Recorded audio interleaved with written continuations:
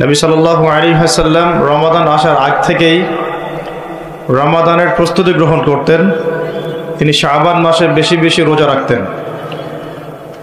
রমাদান আসার কয়েকদিন আগে তিনি রোজা রাখা বন্ধ করে দিতেন এবং রমাদানের প্রস্তুতি গ্রহণ করতেন।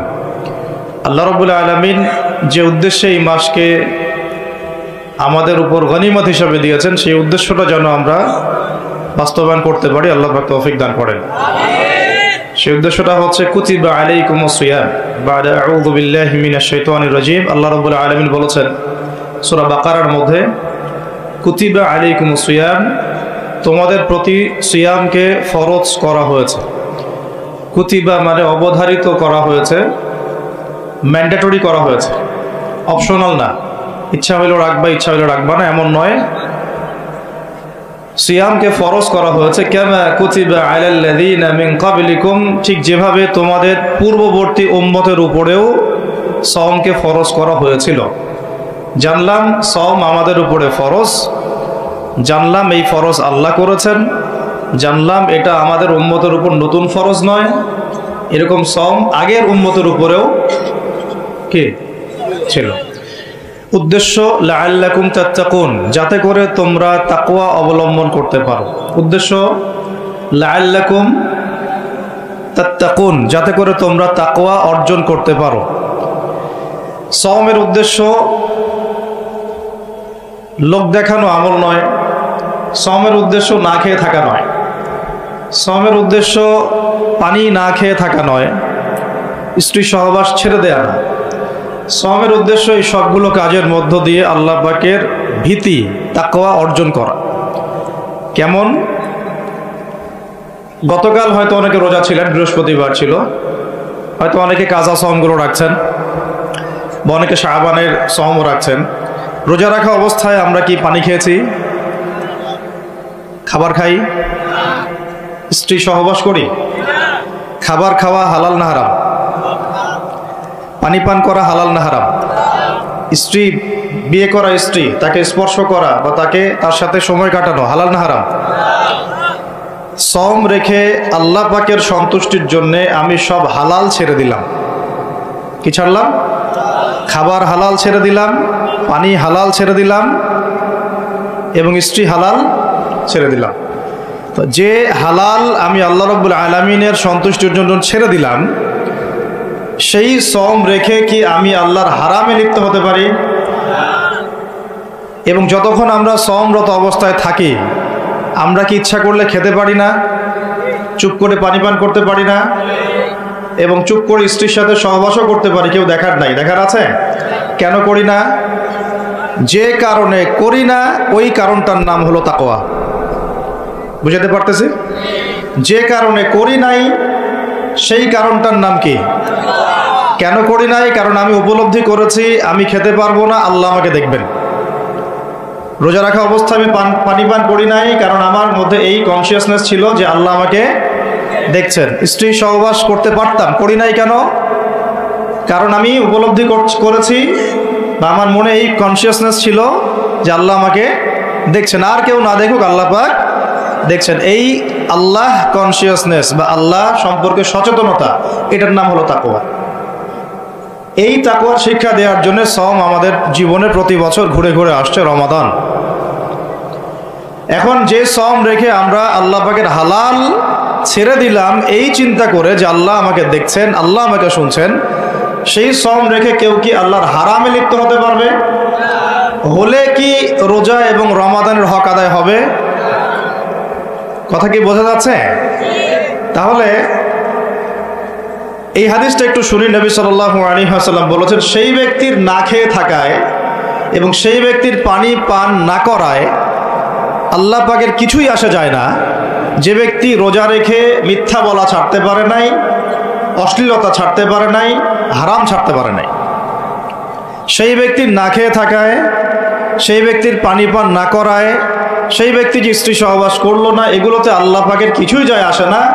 যে ব্যক্তি রোজা রেখে মিথ্যা বলল, অশ্লীলতা প্রদর্শন করলো, অথবা গীবত করলো, অথবা আল্লাহ পাকের কাবায়ের ফাওয়াহিশে লিপ্ত হলো, তার মানে কুতিবা আলাইকুমুস সিয়াম কামা কুতিবা আলাল লাযিনা মিন ক্বাবলিকুম লাআল্লাকুম তাত্তাকুন, এটা অর্জন করতে হলে রোজা রেখে আমাকে আল্লাহ পাকের সমস্ত হারাম ছেড়ে দিতে হবে। যে হালাল স্ত্রী আমি ছেড়ে দিলাম, সেই রোজা রেখে আমি হারামভাবে কোনো মেয়ের সাথে কথা বলতে পারি? অ্যাফেয়ার করতে পারে? কফি শপে বসতে পারে? বাইকে ঘুরতে পারে? জিনা করতে পারে? রোজা রাখার অর্থ হচ্ছে আল্লাহর সব হারাম ছেড়ে দেওয়া। এটাই রোজার শিক্ষা, লাআল্লাকুম তাত্তাকুন। আমরা প্রত্যেক বছর এই আয়াতের উপর বয়ান করি, খুতবা হয়, মিম্বর থেকে জুমার খুতবায় এই আলোচনাটা হয়। মূল কথাটা হচ্ছে এই উপলব্ধিটা আনা, আন তা'বুদুল্লাহা কাআন্নাকা তারাহ, তুমি এমনভাবে আল্লাহর ইবাদত করো যেন তুমি আল্লাহকে দেখতে পাচ্ছ। আল্লাহ আমাদের সামনে থাকলে বা আমরা যদি আল্লাহকে দেখতে পারতাম, আমরা কি বেনামাজি থাকতে পারতাম? আমরা কি সুদ খাইতে পারতাম? আমরা কি আল্লাহ পাককে যদি দেখতাম বেনামাজি থাকতে পারতাম? ঘুষখোর হইতে পারতাম? দুর্নীতিবাজ হইতে পারতাম? মানুষের হক নষ্ট করতে পারতাম? আল্লাহর নবীজি বলছেন, আন তা'বুদুল্লাহা কাআন্নাকা তারাহ, তুমি এমনভাবে আল্লাহর ইবাদত করো যেন তুমি আল্লাহকে দেখছো। সুবহানাল্লাহ। এই চেতনা আসলে মানুষ হারামে লিপ্ত হতে পারবে না। হলেও তওবা করে ফিরে আসবে। হলেও কি করবে? সাথে সাথে তওবা করে ফিরে আসবে। আর ওয়াইল্লাম তাকুন তারাহু, তুমি যদি আল্লাহকে দেখতে না পারো, ফাইন্নাহু ইয়ারাক, জেনে রাখবা আল্লাহ তোমাকে দেখছেন। ঠিক যে উপলব্ধিটা আমরা রোজা রেখে অর্জন করি। আমরা খাই না, আমরা পানি পান করি না, তৃষ্ণায় গলা ফেটে যাচ্ছে, প্রচণ্ড রোদ, ক্ষুধায় পেট চোচো করতেছে, খাই? কেন খাই না? কারণ আমরা উপলব্ধি করি আল্লাহ পাক আমাদেরকে দেখছেন। কেউ না দেখুক আল্লাহ দেখবেন। গোসল করার সময় পানি খাইতে পারতেছি না। তো এই চেতনাটা শিক্ষা দেওয়ার জন্যে রমাদান প্রতি বছর ঘুরে ঘুরে আসে। আল্লাহ পাক বলছেন, কুতিবা আলাইকুমুস সিয়াম কামা কুতিবা আলাল লাযিনা মিন ক্বাবলিকুম, এটা তোমাদের উপরে এখন ফরজ করা হয় নাই, তোমাদের আগের উম্মতের উপরেও ফরজ করা হয়েছিল, লাআল্লাকুম তাত্তাকুন, যাতে করে তোমরা তাকওয়া অবলম্বন করতে পারো। আর তাকওয়া সম্পর্কে নবীজি আরো একটা হাদিসে বলেছেন, আর তাকওয়া হা হুনা, তাকওয়া হা হুনা বলতে তিনি বুকের দিকে ইশারা করছেন, মানে তাকওয়া আপনার লেবাস পোশাকে না। আমি পাগড়ি জুব্বা পরে বসে আছি মানে এই না যে আমি আপনার চেয়ে বেশি মুত্তাকি, যদিও এটা তাকওয়ার পোশাক। মুত্তাকি মানুষটা ঢিলাঢালা পোশাক পরবেন, নবীর সুন্নত অনুসরণ করবেন, এটা একটা বৈশিষ্ট্য। কিন্তু এমন হতে পারে আমার চেয়ে আপনার তাকওয়া বেশি, হতে পারে কিনা? আর তাকওয়া হা হুনা, তাকওয়া কলিজার ভিতরে, কলমের ভিতরে। ওই আলহাজ টাইটেল লাগালেই যেমন জান্নাতে যাওয়া যাবে না, শুধু আলহাজ টাইটেল লাগালে কি জান্নাতে যাওয়া যাবে? আল্লাহ রাব্বুল আলামিন মানদণ্ড দিয়ে দিয়েছেন। মানদণ্ড, কে ভালো আল্লাহর কাছে, কে সম্মানিত, এটার মানদণ্ড আল্লাহ দিয়ে দিয়েছেন। ইন্না আকরামাকুম ইনদাল্লাহি আতকাকুম, তোমরা যত মানুষ পৃথিবীতে আছো তোমাদের মধ্যে আল্লাহর কাছে সবচেয়ে মকবুল, সম্মানিত, মর্যাদাবান মানুষ তারাই যারা এই তাকওয়ার পরীক্ষায় পাশ করেছে। তো এই তাকওয়ার শিক্ষাটা দেওয়ার জন্য রমাদান আসে। শিক্ষা নাম্বার 1, রোজা রাখবো রাখার মতো। রোজা রাখবো কি? যাতে তাকওয়া অর্জন করা যায়। রোজা রেখে আমি যেমন হালাল ছেড়ে দিয়েছি, রোজা রেখে আমাকে আমার সমস্ত হারাম ছাড়তে হবে। আর এই হারাম শুধু 1 মাস ছেড়ে দিব এমন না। ঈদের চাঁদ উঠে যাবে, শয়তান ছাড়া পাবে, আমরা আবার শয়তানের সাথে আতাত করে চলা শুরু করব, এটা রমাদানের শিক্ষা না। ওই শিক্ষাটাকে সারা বছর ধরে রাখতে হবে, এটা হলো রমাদানের শিক্ষা। আপনারা খেয়াল করে দেখবেন রমাদান মাসে অনেকে পরহেজগার হয়ে যায়, ঈদের চাঁদ ওঠার সাথে সাথেই আমরা আবার শয়তানের দাসত্ব শুরু করি। ঈদের দিন চাঁদ রাত বলি আমরা একটা কথা বলি না, ওই রাত্রেই প্রমাণ হয় যে শয়তান ছাড়া পাইছে। যেভাবে ধুমধারাক্কা গান বাজনার, বেলাল্লাপনা, পিকনিক টিকনিক এগুলো হয়, বোঝা যায় শয়তান এতদিন বন্দি ছিল 1 মাস, এখন ছাড়া পাইছে। তো 1 নাম্বার নসিহত, রোজা রাখতে হবে রাখার মতো, যে রোজা আমাকে তাকওয়ার শিক্ষা দিবে। আল্লাহ পাক আমাদেরকে এইভাবে রোজা রাখার তৌফিক দান করুন। 2 নাম্বার, আল্লাহ পাক তার আগে একটা কথা বলে নেই, এরপরে ভুলে যাবো আর কি। এই যে শুনলেন কুতিবা আলাইকুমুস সিয়াম, কুতিবা আলাইকুমুস সিয়াম, শুনছেন? অনেকে তো জানে, এখানে তালেব ইলম অনেকে আছেন, ওলামায়ে কেরামও আছেন, তাদেরকে ওয়াজ করার কিছু নাই আমার, আমি সাধারণ মানুষের জন্য বলছি। কুতিবা আলাইকুমুস সিয়ামের আগেও 2টা কথা আছে এই কিতাবে। সূরা বাকারার আয়াত বলছি, সূরা বাকারার মধ্যে কুতিবা আলাইকুমুস সিয়ামের আগেও কুতিবা আলাইকুম দিয়ে আরো 2টা কথা আছে। ঠিক আছে, এটা তো বুঝলেন। কুতিবা আলাইকুমুস সিয়াম, সিয়াম ফরজ করা হয়েছে। ঠিক একটু আগে যাবেন, 2-1 পৃষ্ঠা আগে গিয়ে দেখবেন আল্লাহ পাক আয়াত নাজিল করেছেন, কুতিবা আলাইকুমুল কিসাস, তোমাদের উপরে কিসাসকেও ফরজ করা হয়েছে। কি ফরজ করা হয়েছে? ওই যে কুতিবা আলাইকুমুস সিয়াম তো বুঝলো, এটা রোজা রাখতেছে 1 মাস, কুতিবা আলাইকুমুল কিসাস বুঝে না। কুতিবা আলাইকুমুল কিসাস আর কুতিবা আলাইকুমুস সিয়াম একই মিজানে না ভাইরা? বুঝতে পারতেছেন তো আপনারা? একই মিজানে, একই ওজনে না? তো কুতিবা আলাইকুমুল কিসাস, তোমাদের উপরে কিসাসকেও ফরজ করা হয়েছে। তোমাদের বলতে আমাদের সবার উপরে, মুসলিমদের উপরে। কিসাসটা কি? কিসাসটা কি? কেউ যদি কোনো ভাইকে অন্যায়ভাবে হত্যা করে, তাকেও সেভাবেই করতে হবে, এটা হলো কিসাস। হাতের বদলে হাত, চোখের বদলে চোখ, কি কানের বদলে কান, এমনকি দাঁতের বদলে দাঁত, এর নাম কিসাস। আছে বাংলার জমিনে? আছে? কুতিবা আলাইকুমুস সিয়াম আছে আমাদের সমাজে, কুতিবা আলাইকুমুল কিসাস জাদুঘরে আছে। কোথায় আছে? ওটা ইমপ্লিমেন্ট করতে গেলে জাতিসংঘ বলবে যে আমরা মৌলবাদী হয়ে গেছি। আপনারা পড়েন প্রত্যেক রাতে তাবারাকাল্লাযী বিয়াদিহিল মুলক, তাই না? সূরা মুলক তো পড়েন রাতে, রাতের বেলা সূরা মুলক পড়ার অভ্যাস করেন। নবী সাল্লাল্লাহু আলাইহি ওয়াসাল্লাম এই সূরাটাকে বলেছেন এই সূরা কবরের আযাব থেকে বাঁচাই দিবে ইনশাআল্লাহ। উসমান রাদিয়াল্লাহু আনহু সামনে জান্নাত জাহান্নামের আলোচনা করা হলে তিনি কাঁদতেন না, খুব কম কাঁদতেন, কিন্তু কবরস্থানে কবর দেখলে তার দাড়ি অশ্রু দিয়ে ভিজে যাইত। কারণ এই জায়গায় যে পার পাবে সে সব জায়গায় পার পেয়ে যাবে ইনশাআল্লাহ। ওই জায়গার একাকিত্বে ওই আযাব থেকে বাঁচাবে একটা সূরা, কি নাম? সবাই মুখস্থ করবেন ইনশাআল্লাহ। মাত্র 30টা আয়াত আছে। নবীজি বলেছেন এই সূরা তার পাঠকারীর জন্য সুপারিশ করবে আল্লাহর সামনে, মানে সুপারিশ করবে আল্লাহ পাকের সাথে জোর করবে, না আমার পাঠকারীকে মাফ করে দাও, দিতেই হবে। এক পর্যায়ে আল্লাহ পাক মাফ করে দিবেন ইনশাআল্লাহ। তো এই সূরাটা 30টা আয়াত আছে। নবীজি বলেছেন আমার মন চায় সবাই যেন এই সূরাটা মুখস্থ করে। তো নবীর একটা মন চায়, আমরা সেটা করব না? 2টা সূরা আমাদের মুখস্থ থাকা দরকার সবার। বড় বড় সূরার কথা বলছি, ছোট ছোট সূরা তো আপনারা সবাই অনেকে জানেনই। একটা সূরা ইয়াসিন, একটা হলো সূরা মুলক। সূরা ইয়াসিন পড়বেন একেবারে সকালবেলা ফজরের পরে, এবং ইনশাআল্লাহ বড় বড় বুজুর্গানের দিন যারা ছিল তাদের ডেইলি রুটিনের মধ্যে সূরা ইয়াসিন থাকতোই থাকতো।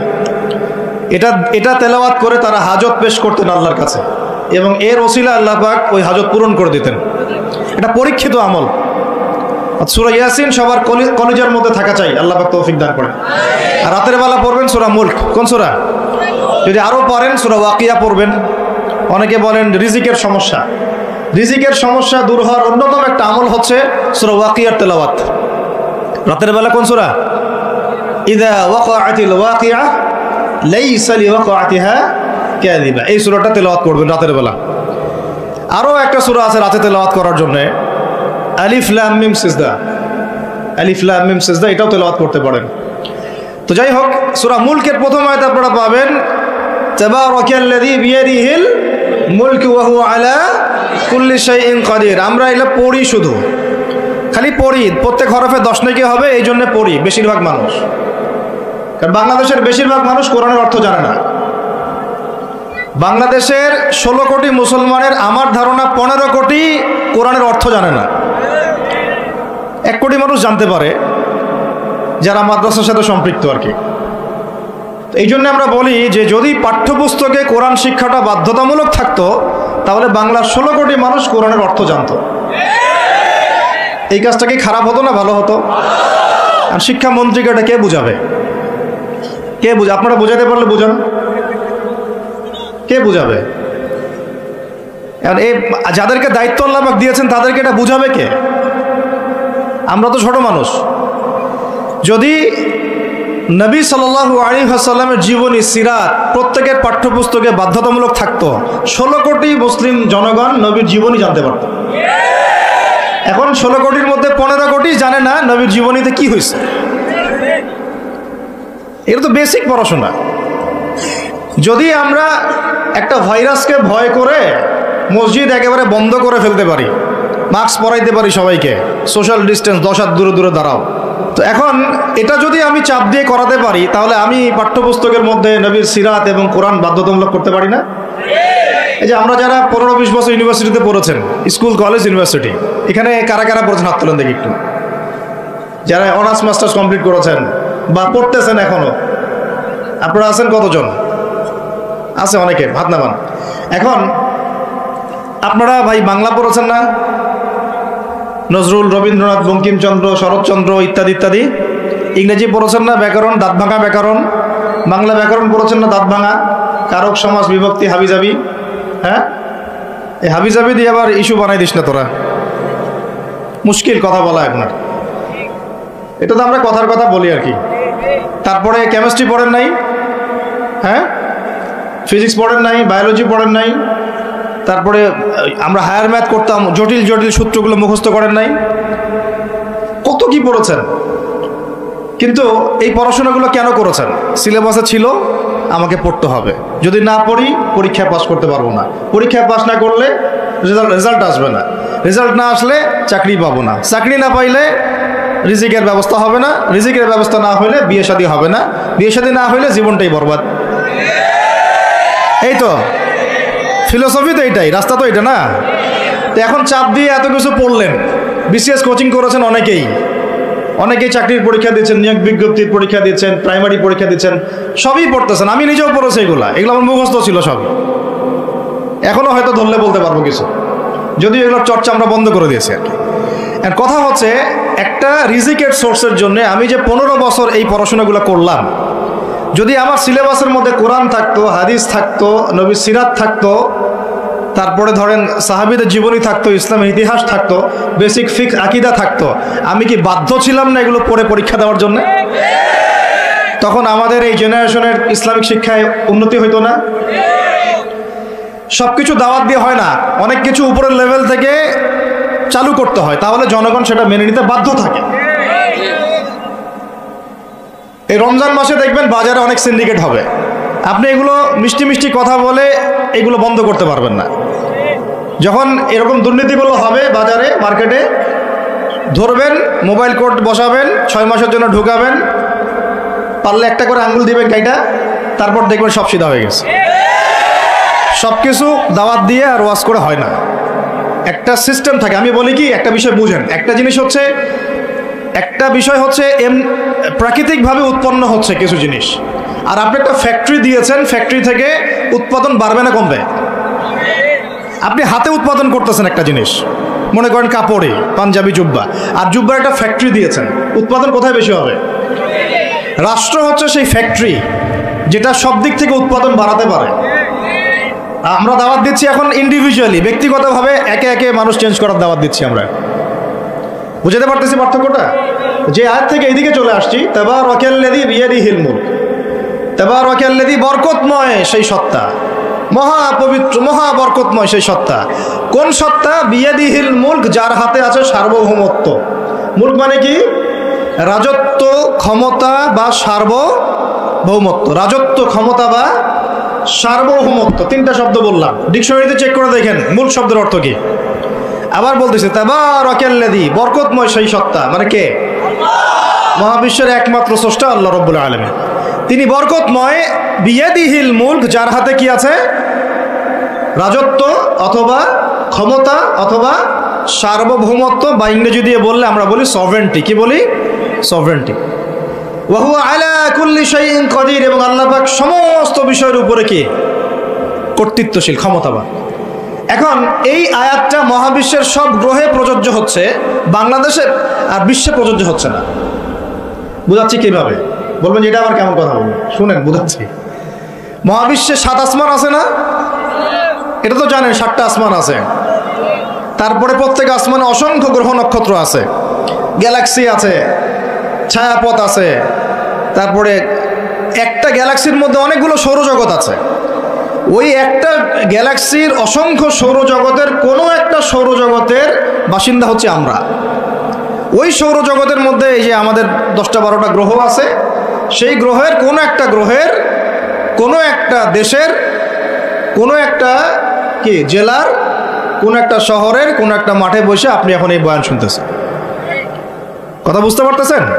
আর পুরো মহাবিশ্ব 7 আসমানে নবী সাল্লাল্লাহু আলাইহি ওয়াসাল্লাম বলছেন মেরাজের রাতে আমি দেখেছি একটা বিঘত, এতটুকু বিঘত মানে 1 টক্কর জায়গা ফাঁকা নাই যেখানে আল্লাহর কোনো ফেরেশতা দাঁড়িয়ে বসে বা সেজদারত অবস্থায় আল্লাহর ইবাদত করতেছে না। তাহলে পুরো মহাবিশ্বে কার রাজত্ব চলতেছে? এখন এই পৃথিবীর দিকে তাকান, আমরা বললাম তাবারাকাল্লাযী বিয়াদিহিল মুলক, আল্লাহর হচ্ছে সার্বভৌমত্ব ক্ষমতা কার? আল্লাহ। কিন্তু এখন জমিনের দিকে আপনি তাকান, এই বিশ্বের সার্বভৌমত্ব চলতেছে জাতিসংঘের। কার?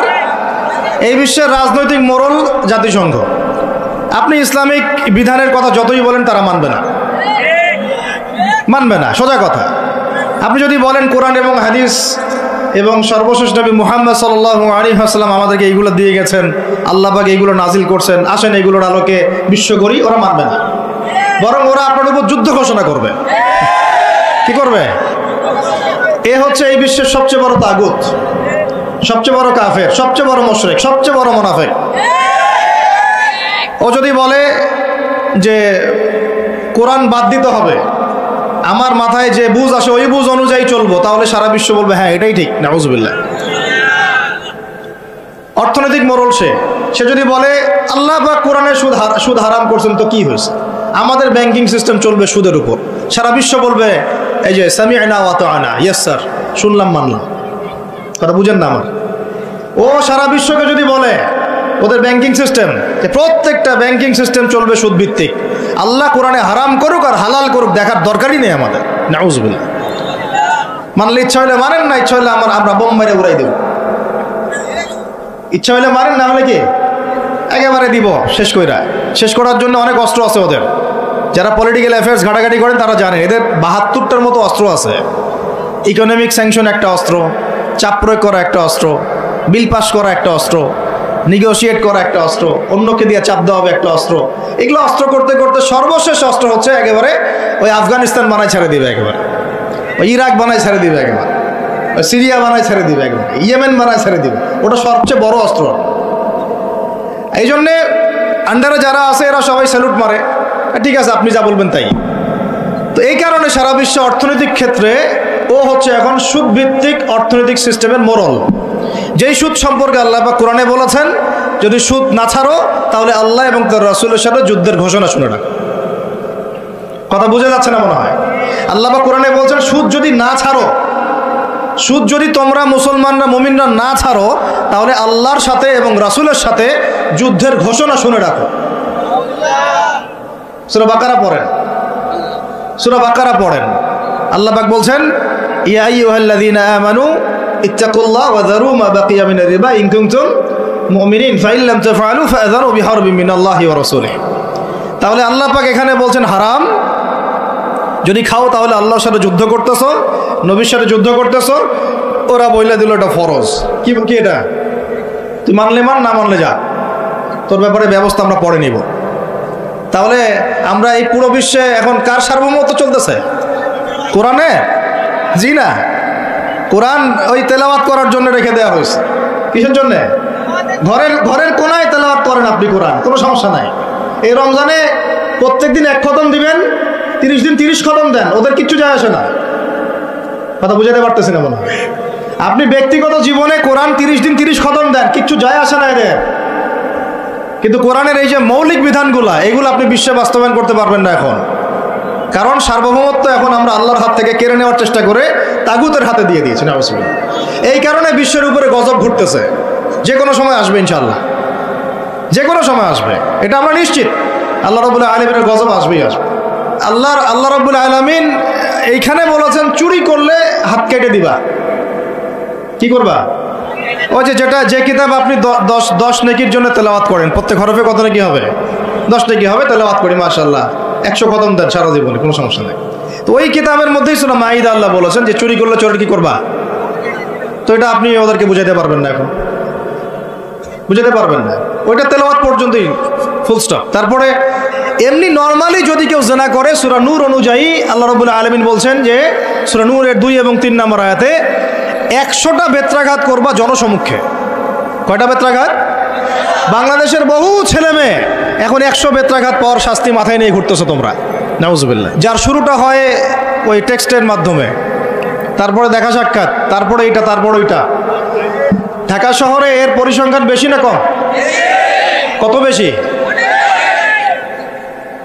কতগুলো ছেলে পাওয়া যাবে যারা এই পাপে লিপ্ত হয় নাই? কতগুলো মেয়ে পাওয়া যাবে যারা এই পাপে লিপ্ত হয় নাই?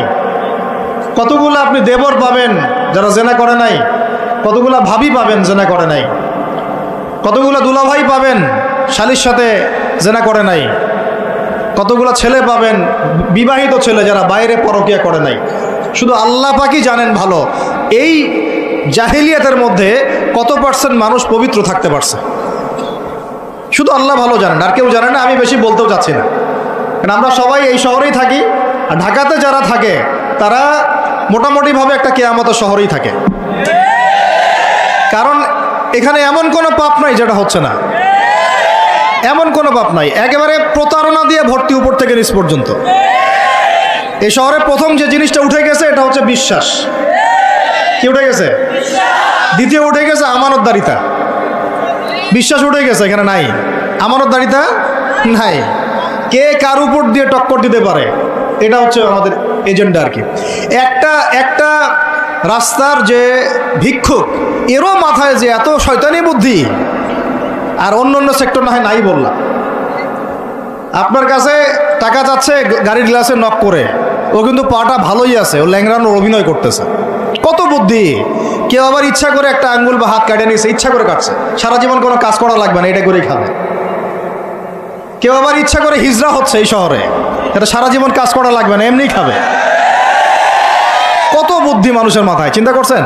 যাকে আপনি টাকা দিচ্ছেন 10 টাকা, ওর ফ্ল্যাট আছে, আপনার কিছুই নাই, ওরই জমি আছে, হিজড়ার সর্দার BMW চালায়, আর আপনি কোনো রকম একটা এক্সকরলা ম্যানেজ করতে পারেননি এখন পর্যন্ত। প্রতারণা দিয়ে ভর্তি, প্রতারণা, আমানতের খেয়ানত, দুর্নীতি, পদে পদে বাটপারি, আর কি বলবো, মানুষকে ঠকানো, জুলুম করা, সুযোগ পাইলেই সুযোগ নেওয়া, সুযোগ পাইলে একটু সুযোগ নেওয়া। আর বিভিন্ন জায়গায়, স্পেশালি মানে কিছু কিছু বড় বড় জায়গায় এমন কিছু মানুষকে বসায় দেওয়া হয়েছে যাদের মনে হয় ইসলামের নাম শুনলেই ভিতরে মানে তেলে বেগুনে জ্বলে ওঠে একেবারে। ইসলাম শব্দটা শুনলেই গায়ে জ্বালা শুরু হয় একেবারে।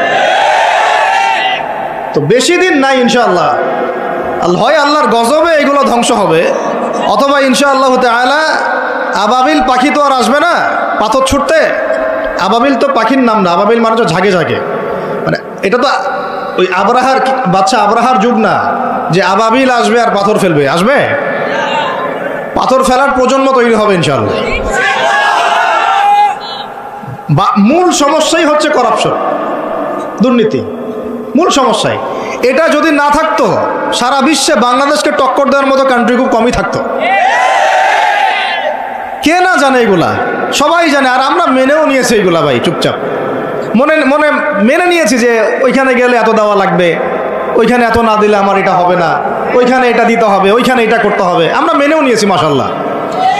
আর যখন জুলুম মানুষ মেনে নেয় তখন আরো বড় জালেমকে আল্লাহ পাক চাপায় দেয়। এই জন্য আমাদের এই অবস্থা সংশোধন হচ্ছে না, ইল্লা মাশাআল্লাহ। আল্লাহ যে কবে করবেন আল্লাহ ভালো জান। তবে বিশ্বাস করেন, আপনারা বলেন যে এখন মুসলিম প্রধান দেশ, আমি একটা স্টেটমেন্ট দিয়ে দিচ্ছি এখন বসে বসে, এখন এটা হচ্ছে একটা মুনাফেক প্রধান দেশ। প্রমাণ করতে চাইলে আমার সাথে বসেন। মুনাফেকের আলামত যে কয়টা আছে, কি 1 নাম্বার কি, কথা বললেই মিথ্যার উপর দাঁড়ায় আছেন সবগুলা। 2 নাম্বার, আমানত রাখলেই খেয়ানতের উপর খেয়ানত, খেয়ানতের উপর খেয়ানত। মনে করেন আমি একজন ইমাম সাহেব, আমি যদি আমার দায়িত্বে পালন ঠিক মতো না করে আমিও খেয়ানতকারী। এই যে লেকচার দিতে বসছি, এখন আমি যদি চিন্তা করি যে ডাইনে বামে কথা বলে সময় পার করে দেই, হক কথা বলার দরকার নাই, বললে আবার এটা সেইটা, আমি হচ্ছে এখানে এই চেয়ারের খেয়ানতকারী। প্রত্যেকটা ক্ষেত্রে চলতেছে এগুলা। 3 নাম্বার হচ্ছে যখনই ওয়াদা করে, কি করে বলেন তো, কয়জন ওয়াদা রাখি আমরা? কোনো কোনো সময় দেখা যায় অমুসলিম ওয়াদা রাখছে, মুসলমান রাখে নাই। দুধ কিনতে যাবেন, আমরা হিন্দু ভাইয়ের দোকান খুঁজতেছি, ও পানি মিশাবে না, আপনার কনফিডেন্স তৈরি হয়ে গেছে। মুসলমানের দোকানে যান না কেন, ও পানি মিশাবে। কি একটা অবস্থা, কি একটা অবস্থা! নবী সাল্লাল্লাহু আলাইহি ওয়াসাল্লাম একদিন এভাবে লেকচার দিচ্ছেন, মানে খুতবা দিচ্ছেন। একজন দাঁড়িয়ে বলছেন, সাহাবী, যে কবে কিয়ামত হবে ইয়া রাসূলুল্লাহ? তিনি বলছেন যে যখন দেখবা যে অনুপযুক্ত ব্যক্তির হাতে দায়িত্ব অর্পণ করা হয়েছে, তখন ফান্তাযিরুস সাআ, কিয়ামতের অপেক্ষা করতে থাকো। আমরা এই যুগে বাস করতেছি না? এমন করে পাপ নাই এই শহরে হচ্ছে না। মূল পাপ কয়েকটা হচ্ছে। এক নম্বর হচ্ছে শিরক। কি হচ্ছে? তারপরে হচ্ছে প্রতারণা, তারপর হচ্ছে জুলুম, প্রচুর জুলুম। মানে দুর্বল পাইলেই জুলুম করতে যাচ্ছি আমরা। যদি দেখি ও আমার চেয়ে একটু দুর্বল, আমি জুলুম না করলে পেটের ভাত হজম হচ্ছে না। জুলুম করাটাকে আমরা ক্রেডিট মনে করি যে আমি জিতে গেলাম। আরে ভাই, কাল কিয়ামতের মাঠে কি হবে আপনার আমার অবস্থা? কাল কিয়ামতের মাঠে কি হবে অবস্থা? নবী সাল্লাল্লাহু আলাইহি ওয়াসাল্লামের কথা কি মিথ্যা? তিনি বলছেন কিয়ামতের মাঠে বহু মানুষ উঠবে উহুদ পাহাড়ের সমান নেকি নিয়ে। একেবারে উহুদ পাহাড় দেখছেন আপনারা কেউ? অনলাইনে দেখে নেন। বিশাল পাহাড়।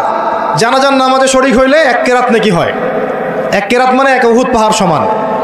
আর মাটি দিয়ে আসলে আরেক কেরাত নেকি হয়, মানে আরেকটা উহুদ পাহাড়ের সমান। উহুদ পাহাড়ের সমান আরো উঁচু উঁচু নামাজের নেকি, জাকাতের নেকি, হজের নেকি, ওমরার নেকি নিয়ে উঠবে বহু মানুষ। আমরাই হয়তো বা তারা, আল্লাহ পাক আমাদেরকে মাফ করুন। আমি ওঠার পরে বহু মানুষ সামনে দাঁড়ায় থাকবে। কাউকে গালি দিছে, কাউকে অন্যায়ভাবে মারছে, কাউকে রিমান্ডে নিয়ে একেবারে পেদানি দিছে, নির্দোষ ছিল। কারো নামে মিথ্যা মামলা দিছে, কারো নামে অপবাদ ছড়াইছে। বেচারা ভালো ছিল, সৎ ছিল, অপবাদ ছড়াই দিছে। কারো নামে ধরেন যে কারো গীবত করছে, কারো টাকা নিয়ে টাকা দেয় নাই, হ্যাঁ, কারো জমি আত্মসাৎ করে খাইছে, ভূমিদস্যু ছিল। মানে মানুষের সাথে জড়িত পাপ ছিল। কি ছিল? অন্যের সাথে জড়িত, মানে অন্যের হক নষ্ট করছে আর কি, অন্যের। এখন আল্লাহ পাক বলবেন যে তোমার এই ঋণ এখন শোধ করো। ওই দিন তো ঋণ শোধ করার কোনো বুদ্ধি আছে? বুদ্ধি নেই। এখন কি পদ্ধতি? ফেরেশতাদেরকে বলা হবে এই ব্যক্তির আমলনামায় যে নেকিগুলো আছে, নামাজের নেকি, রোজার নেকি, হজের নেকি, যাকাতের নেকি, এইগুলা দিয়ে ওদের আমলনামা ভর্তি করো, যারা পাওনাদার দ্বারায় আছে। ভর্তি করতে করতে করতে করতে এক সময় দেখা যাবে এই ব্যক্তির আমলনামা ফাঁকা হয়ে যাবে।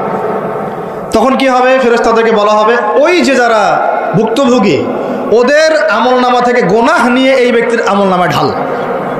নাউজুবিল্লাহ। এরপরে ওই ব্যক্তিগুলো দেখা যাবে জান্নাতে চলে গেছে, মাজলুম ছিল পৃথিবীতে, ওই দিন সফল হয়ে গেছে, জান্নাতে চলে গেছে। এবারটা দুনিয়া জালেম ছিল, এই জাহান্নামে চলে গেছে। নাউজুবিল্লাহ। আল্লাহ পাক আমাদেরকে এরকম মানুষের হক নষ্ট করা থেকে হেফাজত করে নেন। ভাই, মানুষের হক নষ্ট করতে যায় না।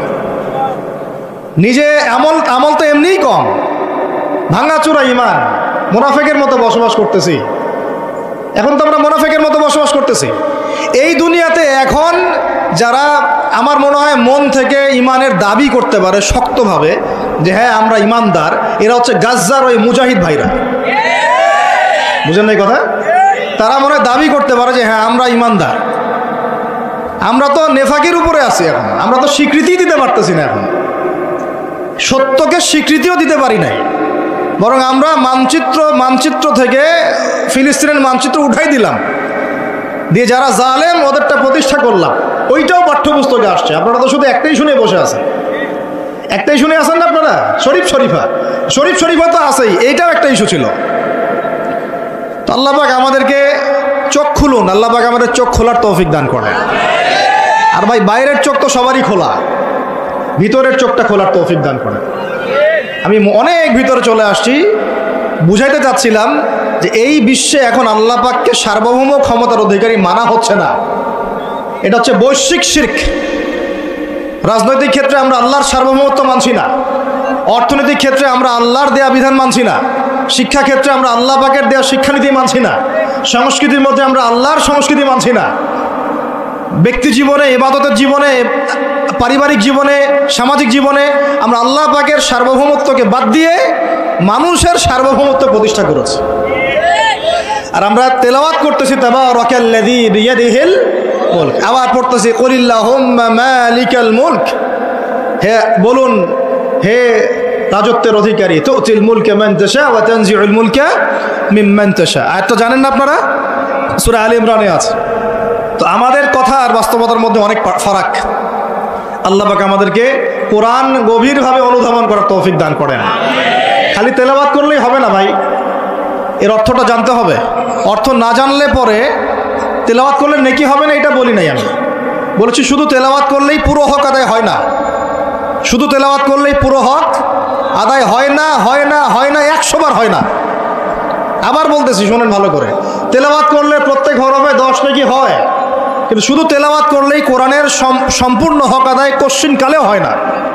এই যে অর্থগুলো না জানলে আপনি কিভাবে বাস্তবায়ন করবেন, বুঝবেন কিভাবে, কি বলেছেন আল্লাহ পাক কোরআনে?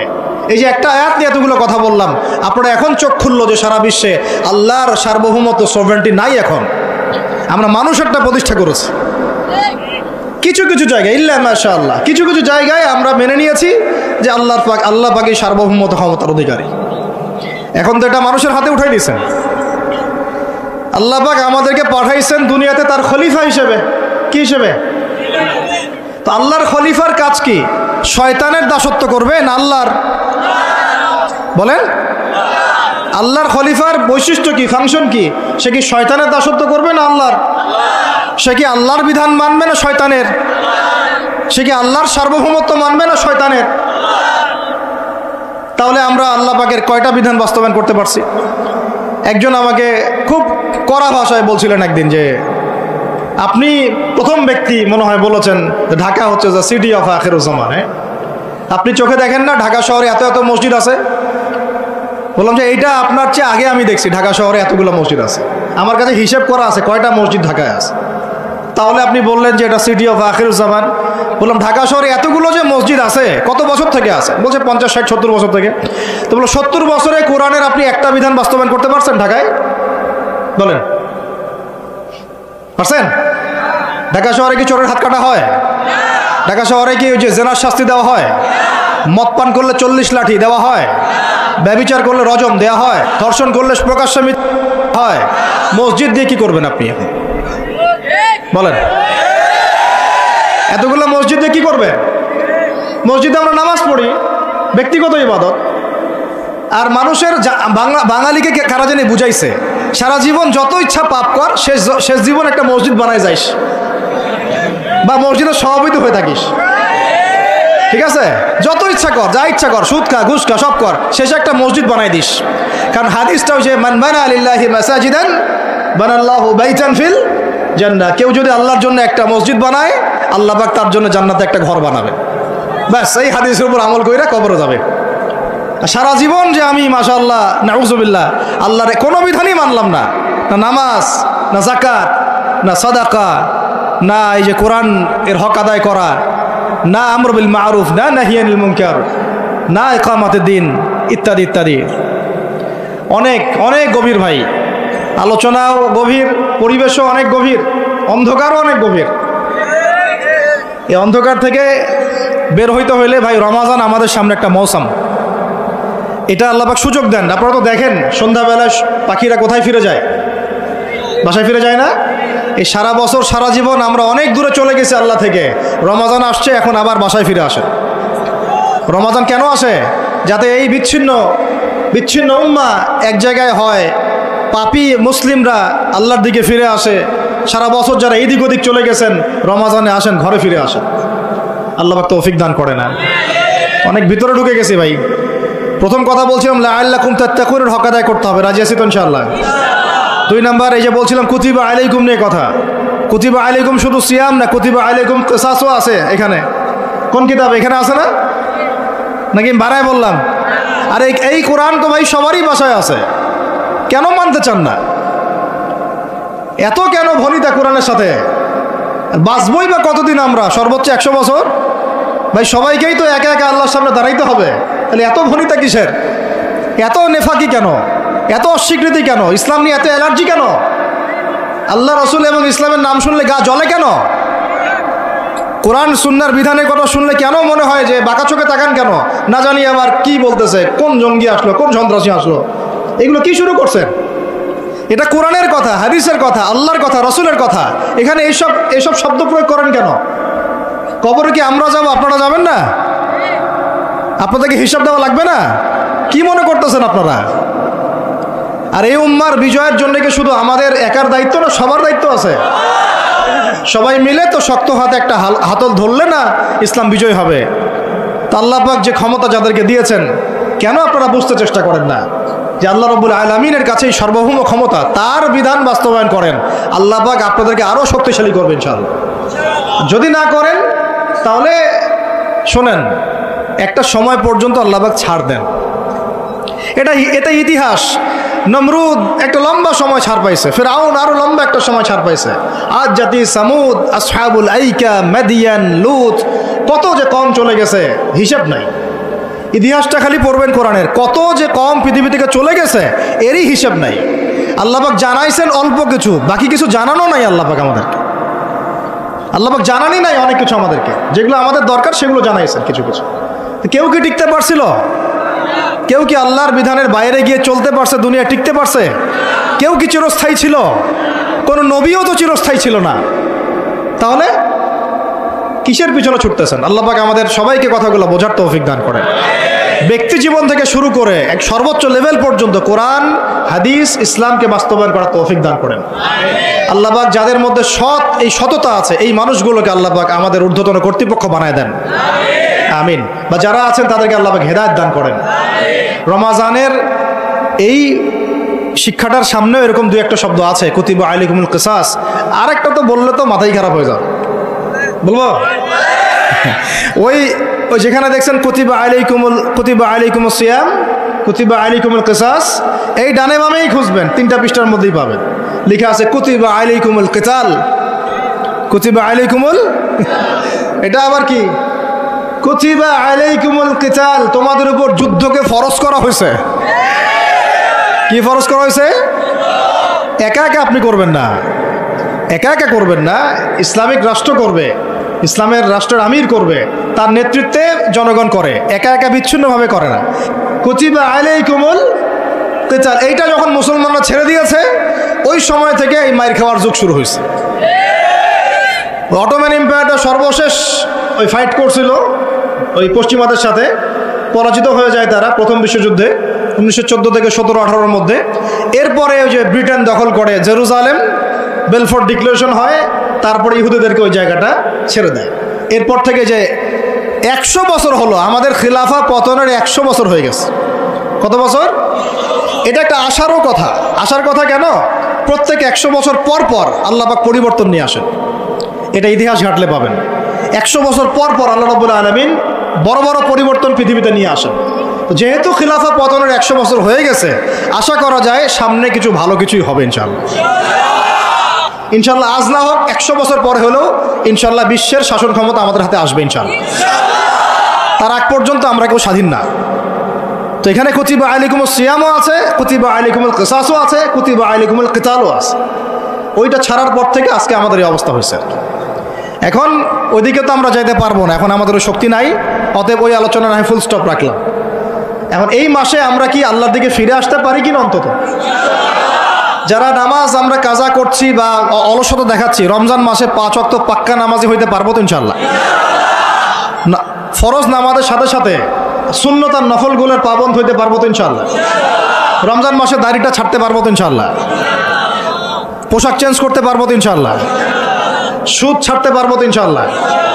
সমস্ত জেনা ছাড়তে পারবো তো ইনশাআল্লাহ? মাপে কম দেওয়া ছাড়তে পারবো তো ইনশাআল্লাহ? যত রকম দুর্নীতি, সুদ ঘুষ ছাড়তে পারবো তো ইনশাআল্লাহ? রমজান মাসে আমরা আবার ওই পাখিদের মতো, পাখিরা যেমন ঘরে ফিরে, আমরা আল্লাহর কাছে ফিরবো তো ইনশাআল্লাহ? কয়েকটা কাজ খালি বলে শেষ করে দিচ্ছি। ওয়া ইযা সাআলাকা ইবাদি আন্নী ফাইন্নী করিব, আমার বান্দারা হে নবী যদি তোমাকে জিজ্ঞাসা করে আমার সম্পর্কে, তাদেরকে জানিয়ে দিও যে আমি কাছে আছি। সুবহান, কোথায় আছি? খুবই কাছে। উজিবু দাওয়াতাদ দাঈ ইযা দাআন, যখন দোয়াকারী দোয়া করে আমি তার দোয়া শুনি। কে শুনে? কবরের শায়িত মানুষ শুনে? হ্যাঁ, ওই মাজারে গিয়ে শুনে? অমুক বাবা তমুক বাবা শুনে? কে শুনে? ইন্নী করিব উজিবু দাওয়াতাদ দাঈ ইযা দাআন ফালইস্তাজিবু লি ওয়াল ইউমিনু বি লাআল্লাহুম ইয়ারশুদুন। ঠিক আছে না একটা? অতএব আমি যেহেতু বান্দার দোয়া শুনি, তারাও যেন আমার ডাকে সাড়া দেয়। আল্লাহর ডাক মানে কি? হাইয়া আলাস সালাহ, এটা আল্লাহর ডাক না? জাকাত ফরজের ডাক, জাকাত দিবে, আল্লাহ পাক আহ্বান করছেন না? রমাদান মাস এসেছে, রোজা রাখো, কার আহ্বান এগুলো? আমি যখন ডাকবো সেও যেন আমার ডাকে সাড়া দেয়, আর ওয়াল ইউমিনু বি, এবং আমার প্রতি ঈমান রাখে, এতে করে তারা সুপথ প্রাপ্ত হবে ইনশাআল্লাহ।